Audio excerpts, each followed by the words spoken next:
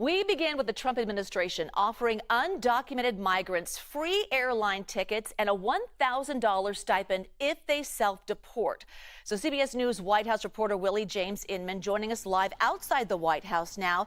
So Willie, how would this actually work?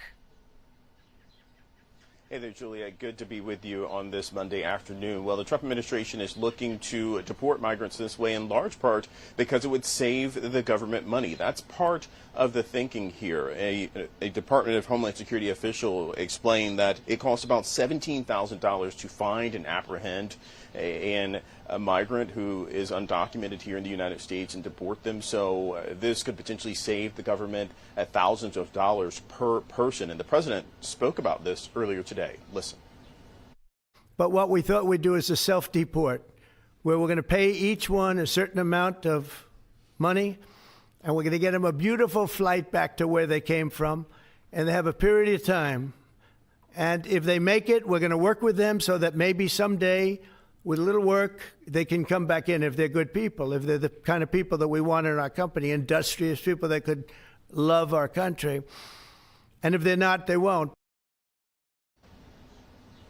Now, the way that migrants can sign up for this program is by using the CBP Home app. That is the app that was used under the Biden administration for migrants to register themselves here so they could be, the government could have information about them and their status here in the United States. But the Trump administration is using this as a way for migrants to not only register themselves, but to self-deport as well. So the government looking to save some money here, looking to collect some information from those undocumented migrants. And I'll add that the effort to deport migrants has really been slowed by the courts. We've seen the Trump administration try to deport migrants in different ways, using the Alien Enemies Act, for instance. But this way in particular, quite a novel idea that the Trump administration is using, but one that they believe could save the government thousands of dollars per individual. Juliet.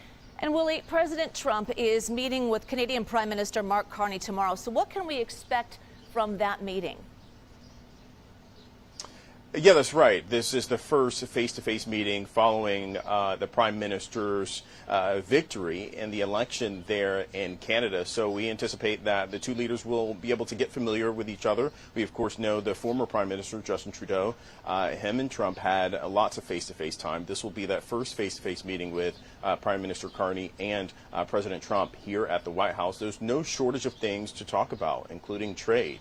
Remember, the United States has imposed tariffs on Canadian products like lumber, aluminum, steel. That is certainly part of the conversation there. I've been speaking with business leaders for the past several weeks leading up to this, and they're concerned about their bottom line, but they're also concerned about the relationship between these two men. Remember, the president has oftentimes talked about making Canada the 51st state. He didn't back down on those comments in an interview with NBC News over the weekend, but he said that essentially it wouldn't be